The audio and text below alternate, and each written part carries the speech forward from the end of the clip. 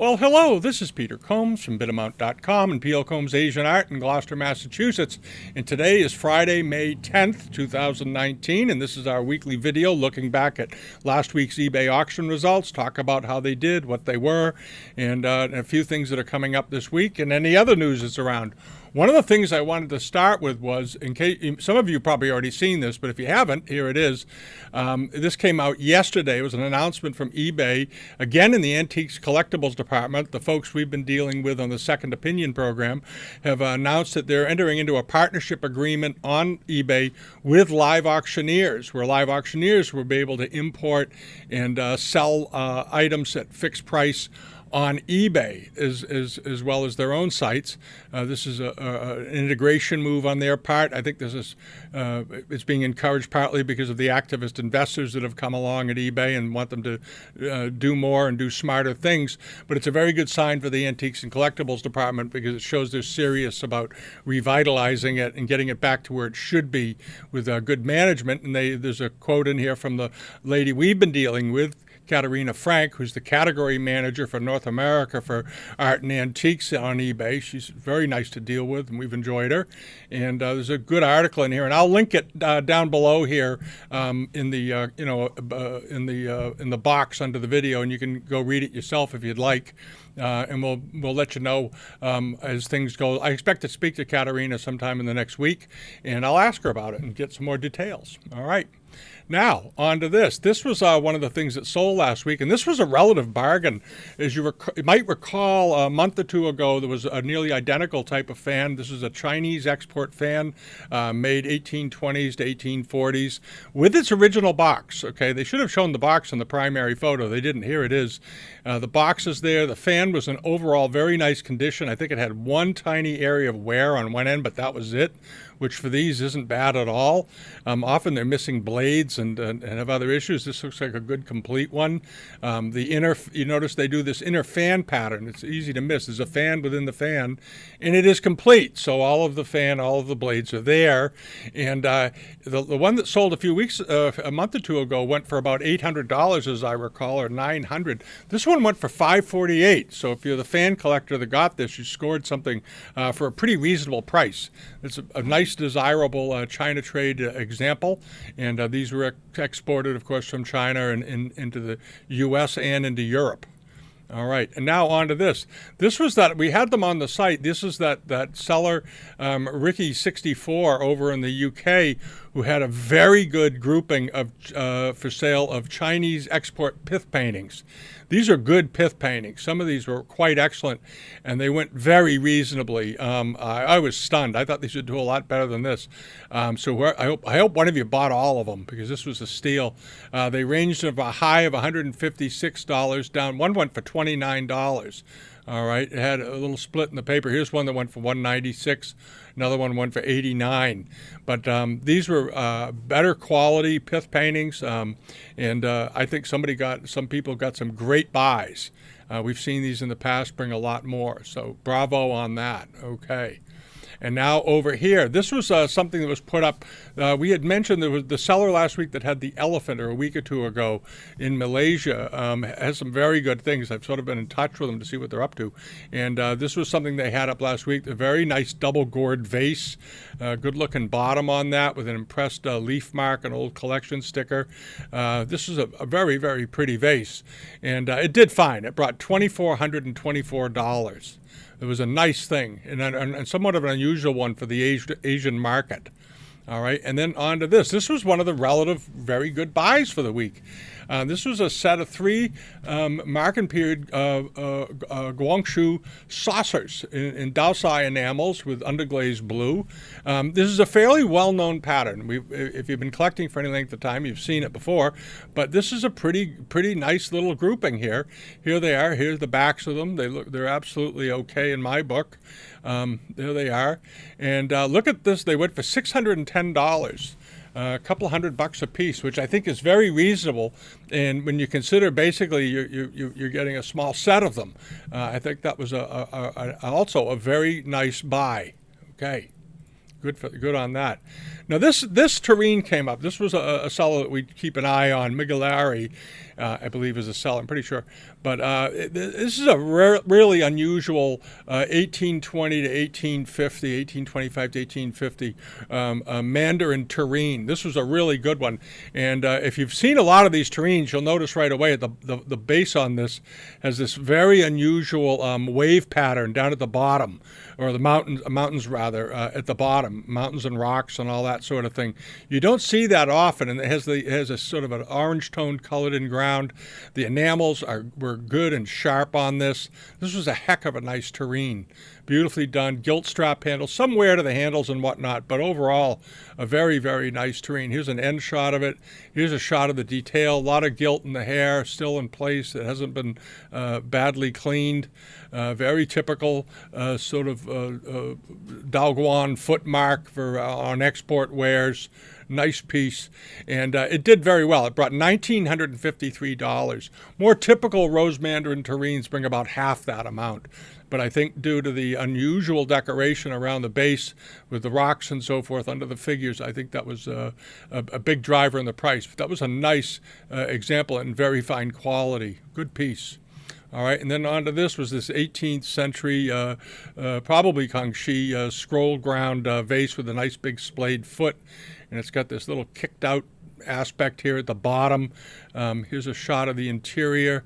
Looks pretty good. I think it had a nick on the top, but that was about it. This was a good looking pot.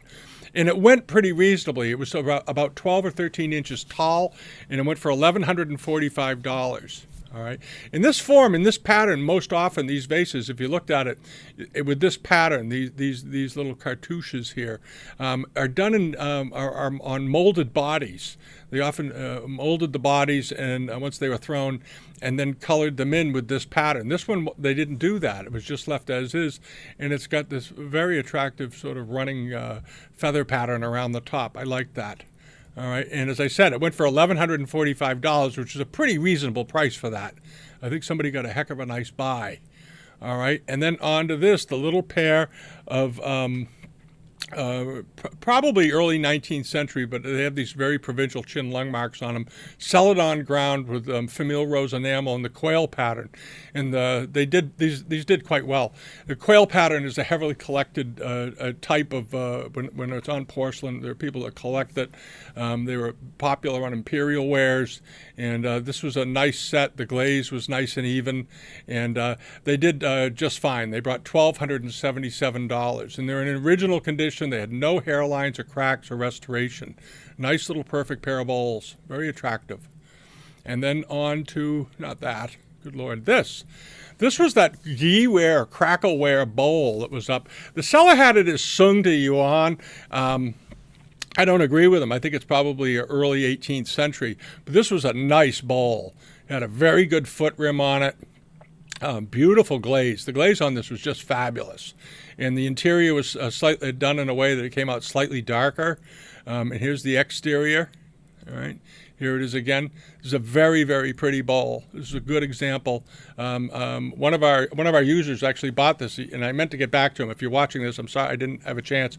He was wondering how old I thought it was, and I don't think it was Sung or Yuan. I think that I understand the mistake that was made, but I think it's a very good bowl, and I almost thought of buying it myself, actually. I love this kind of thing. It's very gutsy. And it did fine. It didn't bring the world. I think it sold very reasonably, actually.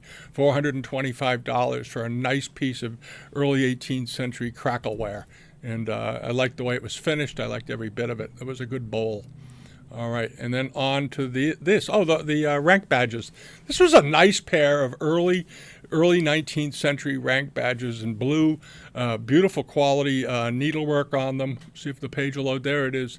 Nice, fine work on woven into the gauze here, but very finely sewn. Really fine. Almost like petty point. Beautifully done. And they did pretty well. They brought $910 for the pair. They sold them as is because there's a little stain on one side over on the right-hand side. That would probably clean out with a good conservator. Good on whoever bought those. Those were nice. And to get a pair of rank badges is always good. And then there was the Boxwood carving of the ohan. This was a beautiful carving, beautiful quality, latter 19th century, but absolutely great workmanship. And this seller has another one up. I think he bought several of these someplace. There's another one, not exactly like this one, another Immortal, but this was a very, very good one. And the other one will be on the newsletter this week. This was a nice one, and people loved it. It brought $2,669. All right, but that was an elegant little figure and worth chasing. He said it was 18th century. I don't think it was. I think it was probably 19th, but it doesn't matter. The work on it was so good, and there weren't any cracks in it, which is amazing. 90% of the time, these standing figures, because of the way the grain ran, they tend to crack vertically somewhere down the bodies, all right?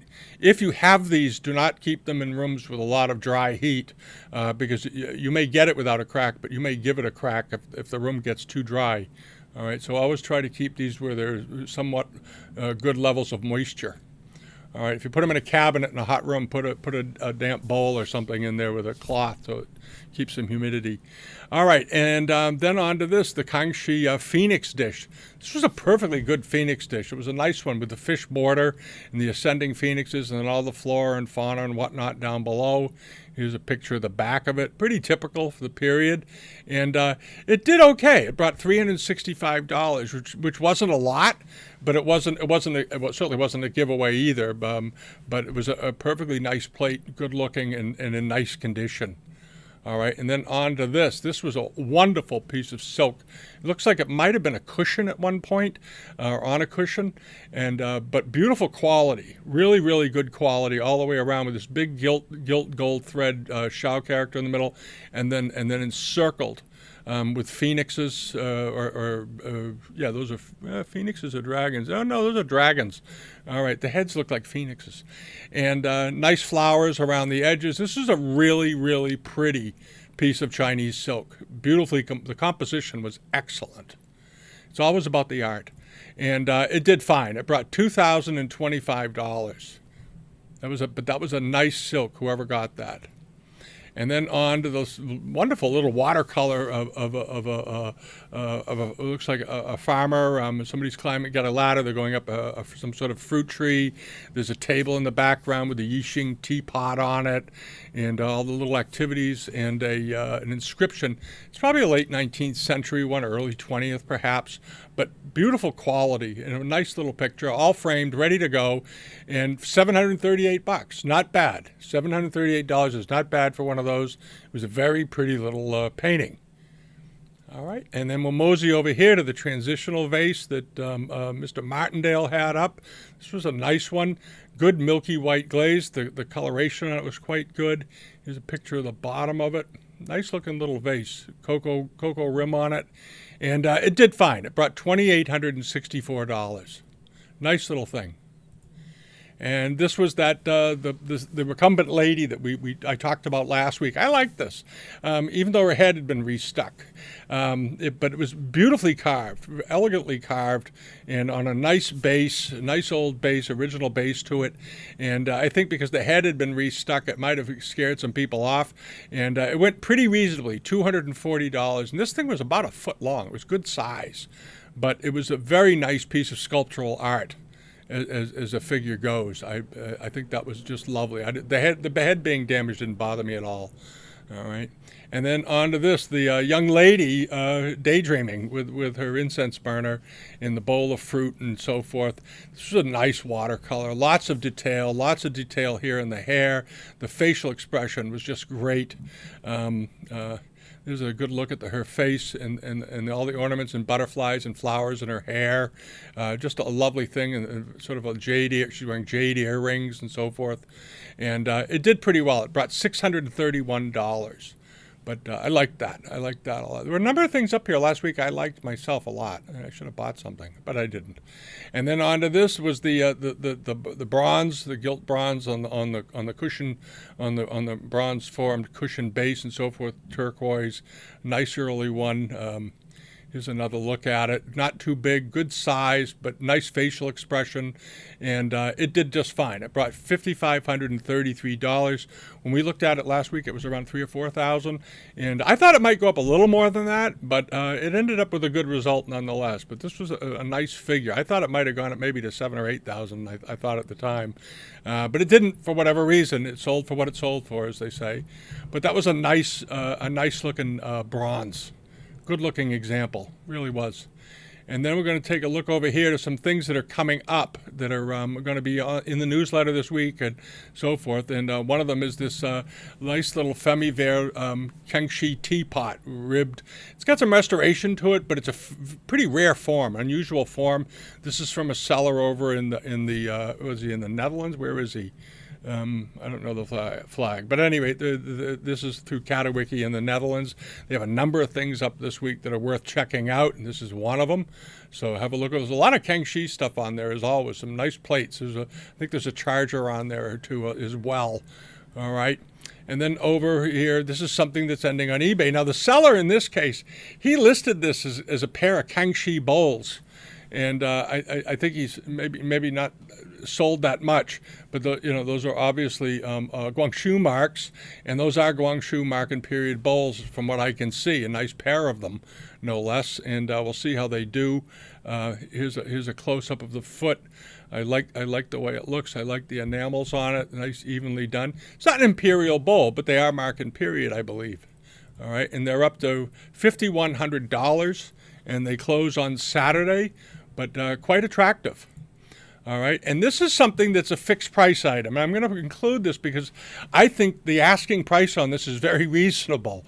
This is a rather unusual 19th century Famille Rose piece with this wreathed woman in the center. It's beautifully done. Here's the foot rim on it. It's fairly typical, late 19th century foot. But the decoration on this is really pretty. Good facial detail. The detail of the face is lovely. The detail of the hair is astounding. All right, just beautifully done. And then you have these endless knot motifs in her clothing with little bits of soft pink to dark pink. And then the rim is the borders are all done in these floral trailing masses of flowers. All right, and if somebody put this up for auction, given its size, I'd expect it to bring $2,000 or $3,000 anyway. It's up for $2,000 with make an offer. All right, I don't know why he's not auctioning this, but if you like this is a good looking example, and I'm only pointing out because we don't do that much. Okay, it's 14 inches tall. He thinks it's Jiajing period. I'm not so sure about that, but it's certainly 19th century and beautifully done. And you might be able to get it for $1,700 or $1,800, which would be a heck of a good buy. So I'll see if that doesn't disappear in the next 24 hours. Very pretty jar. And then this is another one of those boxwood carvings that came. I suspect this was a set or something from the same seller that had that one that sold for $2,600 last week. He has this one. Again, equal quality, beautifully finished, good color. And as I said, I believe it's a 19th century one. He has this one as 19th century. He didn't say 18th or 19th. He just said 19th. But it's up to $624. It ends on Monday. But that's a good carving. And then on to this, if you're a textile buyer, this is something you might want to look at. This is a really nice example of 19th century kisi work with sort of an interesting scene of immortals and generals and people. There's a table in the foreground with precious objects on it, and there's another immortal ascending from the clouds. And you'll notice the tree has coins all over it. All right, and this is the symbol, of course, of prosperity and wealth. And so forth. So there's a lot of meaning here. I think if I spent 10 minutes or so looking it all up, I'd probably be able to screw the whole story together. But I think anybody could do it themselves with the internet if they really want to. And notice behind them here are a barrel full of receptors. All right, and so forth. So this is an interesting textile, a nice textile. It's up to only $59. It closes in a week. It closes on the 19th. But if you like early textiles, that's a good one. It's a nice piece. All right, and then on to this, the bronze, the Ming bronze. This is a late Ming bronze. It has a Zhendi mark on it. There it is. It's not, obviously, but good color, beautiful example. And this is coming from a seller that we pay a lot of attention to. He happens to be in Rhode Island, not far from here, but they get good estates, and they're not known to selling copies and that kind of thing. They put up good things in all categories, not just Chinese stuff, but American stuff and European things, whatever they get. They're estate dealers, and their name it's Woolworth is their username. We've had them many times on here. This thing is up to $5,700, but it's a good example, and it's a nice small size. These bronzes in this small size are quite unusual. This one's only 3 inches tall. It's pretty small. It's a nice one, and we'll see how that does. I suspect it has a lot of watches and so forth. All right, and that's it for the week. And if you haven't subscribed to us yet here on YouTube or over at Bidamount for the weekly newsletter and all that business, please do do both. There are links down below where you can do that. And please leave a comment, give us a thumbs up if you enjoy these. And as you know, I try to answer comments if there's a question in there somewhere or something you need to know. We look at them over the weekend as much as we can during the week, and that's about it. So have a wonderful weekend, and I will see you all next week. And we're working on a few things, and we'll put them up once they're done. Okay. Thanks very much, and I hope you find something out there this weekend that you love. All righty. Bye-bye.